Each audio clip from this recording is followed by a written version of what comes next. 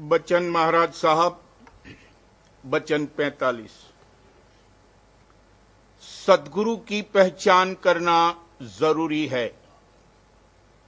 मालिक की मौज हर एक बात में बहुत ही ठीक और जरूरी है, लेकिन संत सद्गुरु का गुप्त होना, इसमें बड़ी अभागता सारी पृथ्वी की है। उनका गुप्त होना गोया सारे जगत का निगुरा होना है। संत सद्गुरु बड़ा जवाहिर इस संसार में है। उनका दर्शन करना, चरणामृत और प्रसादी लेना, खुद मालिक का दर्शन करना, चरणामृत और प्रसादी पाना है। उनको हार चढ़ाना और आरती करना, खुद मालिक को हार चढ़ाना और आरती करना है। हम लोग जब आगरे जाते थे तब हुजूर महाराज के दर्शन करते थे, वचन सुनते थे, आरती करते थे, चरणामृत और प्रसादी लेते थे। ये सब न्यामत आसानी से हासिल होती थी, मगर हम लोगों को कदर नहीं थी और मालिक को, जो कि संत सद्गुरु रूप धारण करके विराजते थे, नहीं पहचाना। अब हुजूर महाराज के गुप्त होने पर हम सबको कदर हुई है। सतगुरु खोजो री प्यारी, जगत में दुर्लभ रतन यही। जिन पर मेहर दया सतगुरु की, उनको दरस दई। जिन्होंने के हुजूर महाराज को पहचाना, वो आजकल देखिए किस कदर विरह में हैं और तड़पते हैं, और कैसा उनका हाल हो गया है। हुजूर महाराज का गुप्त होना मालिक की तरफ हम लोगों की विरह जगाने के लिए हुआ है। इसमें बड़ी मौज और मसलहत है। अब फिर जब संत सद्गुरु प्रकट होंगे और उनकी पहचान आवेगी, तब देखिए कैसा आनंद होगा। हम लोगों को वक्तन फवक्तन मालिक के चरणों में संत सद्गुरु के प्रकट होने के वास्ते प्रार्थना करते रहना चाहिए। जब तड़प और विरह जबर होगी, संत सद्गुरु आप प्रकट होंगे और अमृत रूपी बचनों से जीवों की तपन को बुझावेंगे। विरह जलंती देखकर साईं आए धाय, प्रेम बूंद से छिड़क कर जलती लई बुझाए। अभी जो कुछ कसर है हम लोगों की विरह की है। अलबत्ता जब संत सद्गुरु प्रकट होंगे, उनकी पहचान करना जरूरी है, मगर ये उन्हीं की दया पर मुनहसिर है। क्योंकि जो बादशाह भेख बदल कर आवे, उसको कौन पहचान सकता है, मगर जो वो चाहे हर सूरत इशारा अपनी पहचान का दे सकता है। सवाल: जब किसी सत्संगी को दूसरे में प्रतीत आ जावे कि ये सद्गुरु है, तब वो उनका ध्यान करे या नहीं? जवाब: जैसे सद्गुरु अपने सेवक को परख लेते हैं, वैसे ही सेवक को भी चाहिए कि उनके स्वरूप का ध्यान करने के पेशतर अच्छी तरह से उनकी परख पहचान कर ले।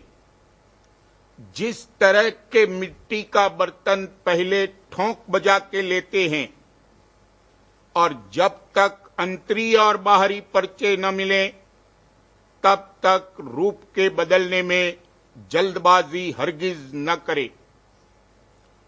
जब लग देखूं न अपने नैना, कभी न मानूं गुरु के बैना। सवाल: हम लोग तो सद्गुरु की और परख पहचान नहीं कर सकते हैं, सिर्फ इतनी ही कि जैसे कि हुजूर महाराज के चरणामृत और प्रसादी से फायदा होता था, वैसे अब जिसमें हमको यकीन है कि ये संत सद्गुरु हैं, उनका चरणामृत और प्रसादी जब हम लेंगे और जो वही फायदा हुआ तो उनको सद्गुरु करके मानेंगे। जवाब: फर्ज करो कि फलाने सत्संगी में हम लोगों का गुमान है और वो अपनी प्रसादी और चरणामृत नहीं देता है, तो फिर क्या करेंगे? जिसका हमें यकीन है कि इसने हमारा मन हरा है और छिप के बैठा है, उसका हम चरण भी लेंगे और उसका चरणामृत प्रसादी भी खा पी लेंगे। और जो वो गुस्सा करेगा तो खुशी के साथ उसकी बर्दाश्त करेंगे, क्योंकि इसमें हमारे जीव का कल्याण है। ये सुनकर महाराज साहब अपना चरण छिपा कर बैठे और सब सत्संगी हंसने लगे। सवाल: जिसने हुजूर महाराज को अपना मालिक और गुरु समझा था, उसको फिर दूसरे गुरु करने की क्या जरूरत है? जवाब: जिसके अंतर में हुजूर महाराज का स्वरूप प्रकट हो गया, उसको फिर दूसरे स्वरूप के धारण करने की जरूरत नहीं है। जो फिर हुजूर महाराज देह स्वरूप में प्रकट होवे तो पहले और दूसरे देह स्वरूप में कुछ फर्क नहीं होगा, दोनों स्वरूप शब्द स्वरूप से मिले हुए होंगे। इसलिए दूसरे से कोई विरोध नहीं करेगा, बल्कि खुशी के साथ उसका सत्संग करेगा। बचन महाराज साहब, बचन 46। संग का असर। जैसा जिसका ख्वास है, उसका संग करने से वो अंग जरूर पैदा होता है। मसलन परमार्थी का संग करने से सतोगुणी अंग जागते हैं और परमार्थी चाह पैदा होती है। साध महात्मा के संग से सुरत मन का सिमटाव और चढ़ाव होता है। जुआरी व शराबी का संग करने से ये भी जुआरी शराबी हो जाता है। बालक को देखने से प्यार अंग जागता है। बैरी को देखने से विरोध और क्रोध जागता है। विद्यावान और दुनियादार को देखने से संसारी ख्यालात पैदा होते हैं। कहने का मुद्दा ये है कि संग साथ का बड़ा भारी असर होता है। इसकी हमेशा संभाल रखनी चाहिए। बचनमानी में भी यही हिदायत है कि सत्संग करो और कुसंग से बचो और हटो। जितने मैल और विकार हैं, सब सत्संग से दूर होते हैं।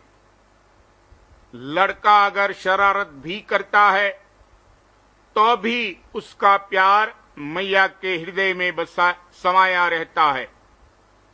इसी तरह भक्तजन में जो सत्संग करता है, हर चंद भी ऐब और विकार मौजूद हैं, तो भी उसकी भक्ति में फर्क नहीं आता है।